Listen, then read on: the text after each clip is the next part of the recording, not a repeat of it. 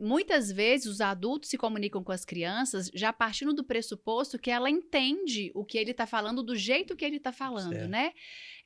As crianças, elas têm uma forma muito específica de se comunicar, por exemplo, né? Então, vou dar um exemplo clássico, assim, que sempre aparece para mim de dúvidas, né? Cecília, meu filho tem 3 anos, ele tá muito agressivo, fazendo muita birra, batendo na gente. Como é que a gente como que a gente lida com isso? Porque as mães e pais de hoje estão buscando uma educação mais respeitosa, diferente daquela em que se resolve batendo, colocando de castigo. Então, vem muito essa pergunta.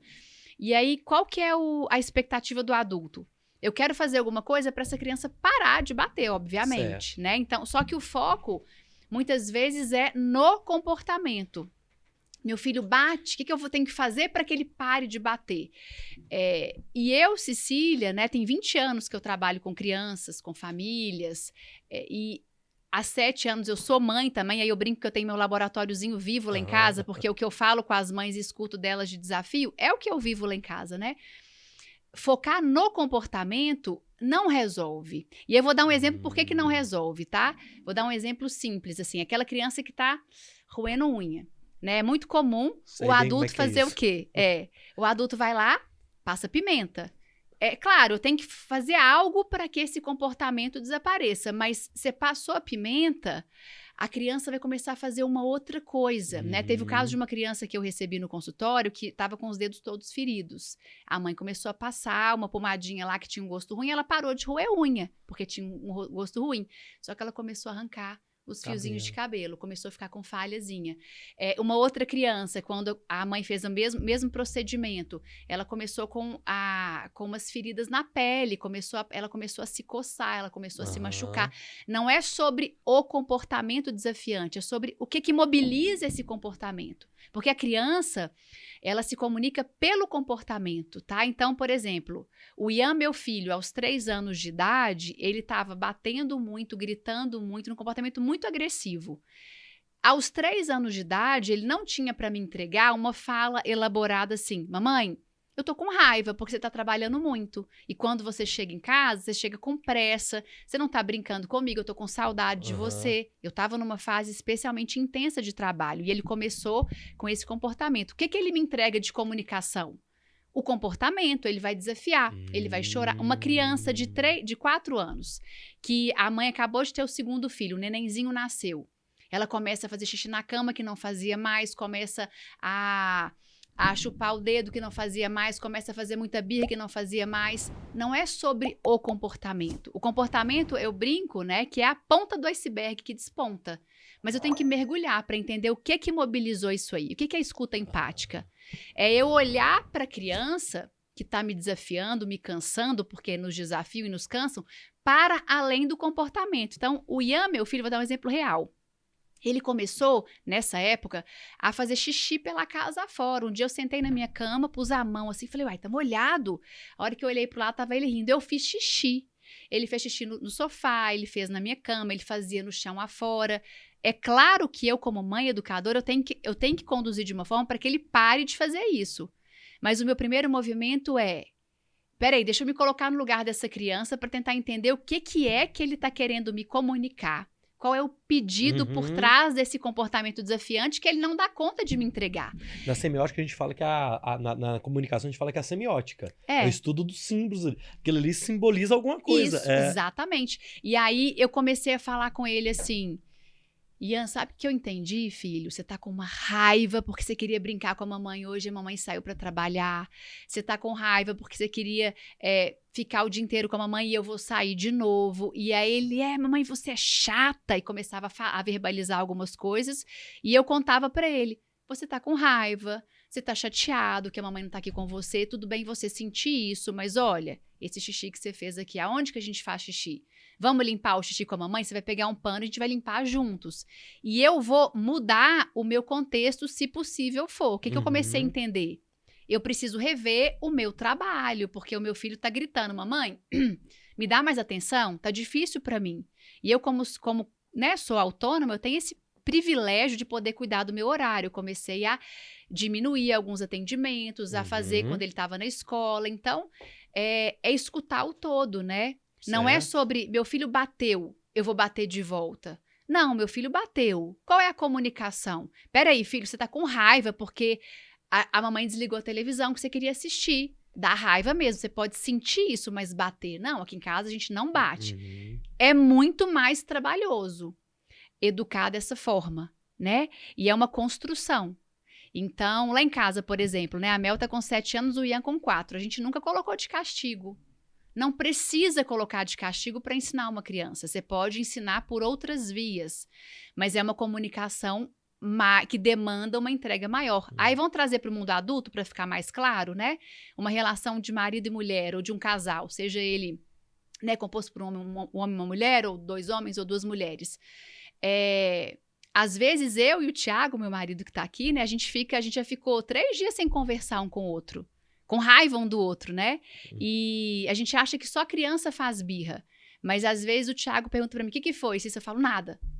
Eu não consigo entregar pra ele o meu incômodo real. Olha, eu tô chateada por isso. Eu também atuo a minha raiva. Eu também uso do meu comportamento pra comunicar alguma coisa, né? E quando ele me escuta, me compreende, fala, não, eu entendi. Você ficou chateada por isso, me desculpa. A gente se abre pra relação. Né? Vamos pensar no adulto. Quando um adulto escuta o outro, valida o incômodo do outro, a conexão acontece. Agora, quando fica um apontando o dedo, fica um... mas você também... Mas o que acontece? Aquela Desconecta. disputa, né? Vira uma guerra. Com a criança é a mesma coisa. Quando eu conto pro meu filho, pra minha filha, olha, eu entendi, você tá chateado. Porque você queria isso e a mamãe não te deu.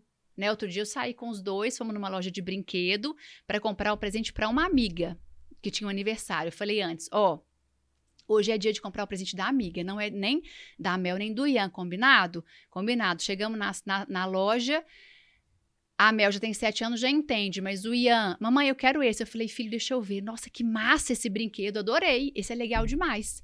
Você pode pedir no Dia das Crianças ou no Natal. Porque hoje a gente veio comprar o presente da Luísa. E aí ele ficou frustrado, chorou na loja. Aí eu abaixei, olhei pra ele e falei, eu entendi, você tá com raiva, você queria, porque é muito legal esse brinquedo. Mas hoje o combinado é que o brinquedo que a gente vai comprar, que a mamãe se organizou pra comprar, é o da Luísa, não é nem o da Mel nem do Ian. Mas a gente pode fazer a nossa lista de desejo lá em casa. Você vai escrever que você quer esse dinossauro. E aí você pode pedir no Dia das Crianças, ou no Natal, ou no seu aniversário. E dá mais trabalho, né? Mas isso é uma escuta empática. Eu contar pro meu filho que eu entendi o que ele tá sentindo e que tá tudo bem ele sentir. Mas, tem um mas, né? Isso é tão, Cecília, isso é tão interessante que é o que você falou. A gente, adulto, se a gente não consegue ter essa relação com os adultos, também como é que nós vamos fazer isso com as crianças? Isso é um autoconhecimento também nosso, né?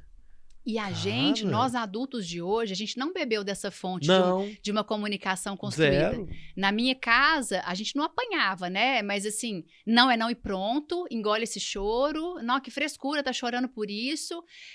Então, a gente bebeu de uma fonte autoritária, né? E agora, qual é o grande movimento que eu vejo das mães e dos pais dessa geração? Não, a gente quer construir uma outra relação com os nossos filhos. E é dificílimo você entregar uma coisa que você não recebeu, né? Caramba. É uma desconstrução de um modelo para você construir um novo, dar um trabalhão. O adulto sempre fala assim, né? Eu escuto sempre, Cecília, do nada, meu filho começou de uma hora para outra. E eu sempre falo, nunca é do nada, nunca é de uma hora para outra. Agora, do nada de uma hora para outra é que nós adultos percebemos, porque a criança vai dando sinais. Então, quando a Mel e o Ian ficam mais chorosos, né, ficam mais demandando, ficam mais sensíveis, qual é o movimento que eu normalmente faço? Primeiro, eu me olho no espelho, literalmente. Eu me pergunto como é que eu, Cecília, mãe, referência, estou. E normalmente é uma fase que eu não estou tão bem ou estou desconectada deles.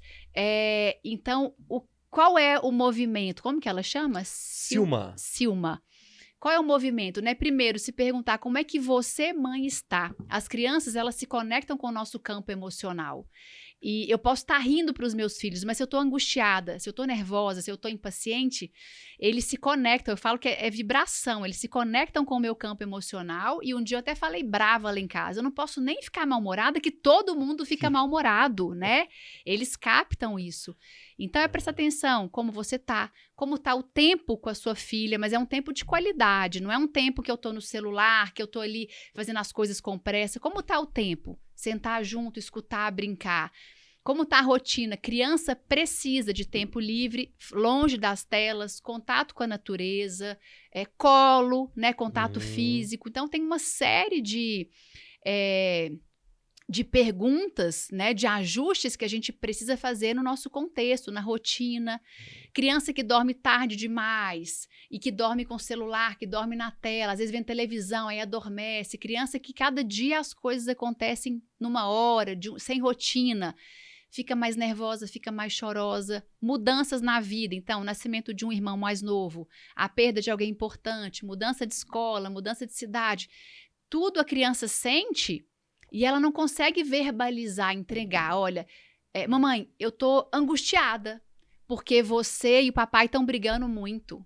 Ela não consegue falar isso. Ela capta uma coisa do contexto e ela vai trazer no comportamento. Então, é um movimento do adulto de investigar todo esse contexto.